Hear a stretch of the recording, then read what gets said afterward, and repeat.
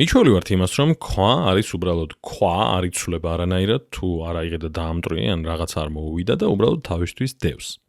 მაგრამ რეალურად ქვები იცვლიან ფორმას და ძალიან მრავალგვარად და საინტერესოდ. ზოგჯერ ეს ცვლილება ხდება სწრაფად, მაგალითად ვულკანი რომ ამოხეთქავს და გამდნარ ქვას გაისვრის ცაში, და ზოგჯერ ხდება ძალიან ნელა, როცა ქვა ათასობით და მილიონობით წლის განმავლობაში არის მიწის ქვეშ და ცხელდება და იპრესება.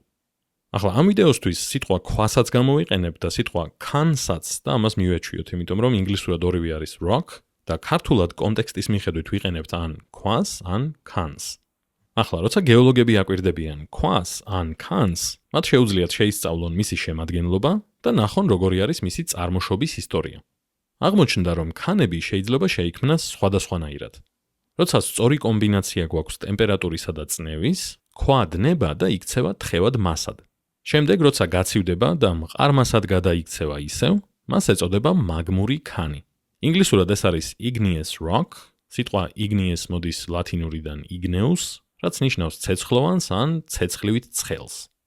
ახლა მაგმური ქანები შეადგენს რეალურად დედამიწის ქერქის 90%-ზე მეტს. მაგალითად, მაგმური ქანების ერთ-ერთი გავრცელებული სახეობაა გრანიტი, რომელიც დიდი ალბათობით გინახავთ ხიდებში, შენობებში და შეიძლება სამზარეულოს მაგიდაც გინახავთ გრანიტის. მაგმური ქანების კიდევ ერთი სახეობა არის ობსიდიანი, რომელიც არის გლუვი, მინასავითა და ხშირად იყენებდნენ იარაღის, მაგალითად დანის დასამზადებლად.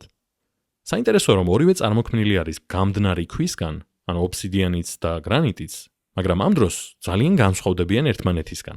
რატომ არის ასე? გრანიტი წარმოქმნილი არის მაგმასგან, რომელიც არის მიწის ქვეშ არსებული გამდნარი ქვის მასა და მაგმა ნელად სივდება, რაც საშუალებას აძლევს მასში არსებულ ელემენტებს, რომ ფორმირდნენ უფრო დიდ კრისტალებად. ობსიდიანი ამ დროს წარმოიქმნება ლავასგან, რომელიც არის ისევ გამდნარი ქვა, მაგრამ მიწის ზემოთ, მიწის ზედაპირზე.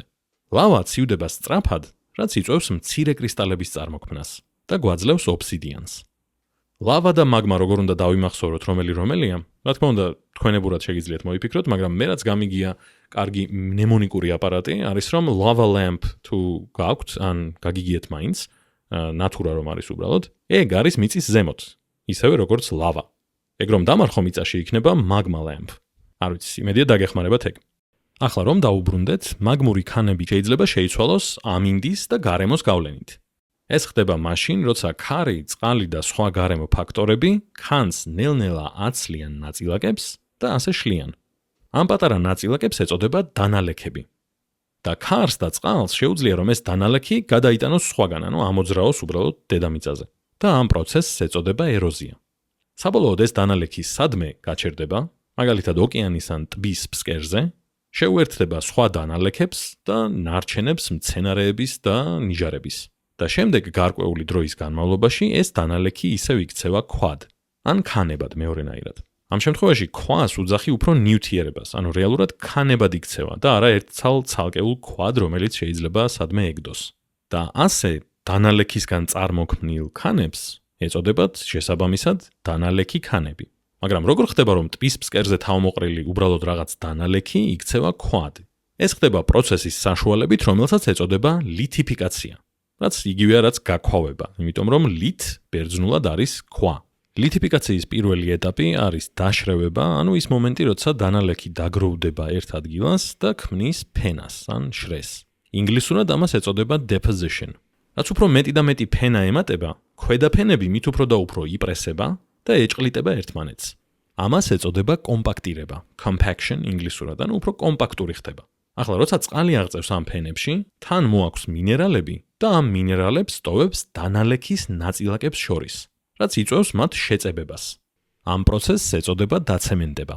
მაგალითად, კირქვა არის დანალექი ქანი, რომელიც მდიდარია კალციუმის კარბონატით და წარმოიქმნება ლითიფიკაციის გზით. თუმცა ეს არ ნიშნავს, რომ დანალექი ქანი არ იცვლის ფორმას. ზოგჯერ შეიძლება იმდენად მაღალ ტემპერატურაზე და მაღალ წნევაზე იყოს, ისე დაიწნეხოს, რომ მასში არსებული მინერალები შეიცვალოს ქიმიურად. ამ შემთხვევაში ვიღებთ მეტამორფულ ქანებს. შეიძლება გსმენიათ ტერმინი მეტამორფოზა, რაც ნიშნავს ფორმისა და სტრუქტურის ცვლილებას. მაგალითად, როცა ჭია იქცევა პეპელად. მეტამორფული ქანები წარმოიქმნება მაშინ, როდესაც მაგმური, დანალექი ან უკვე მეტამორფული ქანები მაღალი ტემპერატურისა და წნევის ზემოქმედებით იცვლიან ფორმას და სტრუქტურას. მაგალითად, როცა კირქვა აღმოჩნდება მაღალ ტემპერატურასა და წნევაში და იქცევა მარმარილოდ. მაგრამ მეტამორფული ქანების ცვლილება არ სრულდება აქ. რეალურად ქანები შეიძლება რომ იცვლებოდნენ დაუსრულებლად. მაგალითად, მაგმური და მეტამორფული ქანები იქცევა დანალექ ქანებად, თუ ისინი დაიშლება დანალექებად და შემდეგ გაივლის ლითიფიკაციას. მეტამორფული და დანალექი ქანები შეიძლება ისევ იქცნენ მაგმურ ქანებად, თუ ჯერ გადნებიან და შემდეგ გაცივდებიან. და მაგმური და დანალექი ქანები შეიძლება იქცნენ მეტამორფულ ქანებად, თუ აღმოჩნდებიან მაღალი წნევისა და ტემპერატურის პირობებში. ამ მთლიან პროცესს ეწოდება ქანების ციკლი. ასე რომ, როცა მომავალში ქვას ან ქანებს დააკვირდებით რატომღაც, დაფიქრდით მაგმურია, მეტამორფული თუ დანალექი. და ასევე ისიც გახსოვდეთ, რომ მომავალში მაინც კაცმა არ იცის რომლად გადაიქცევა.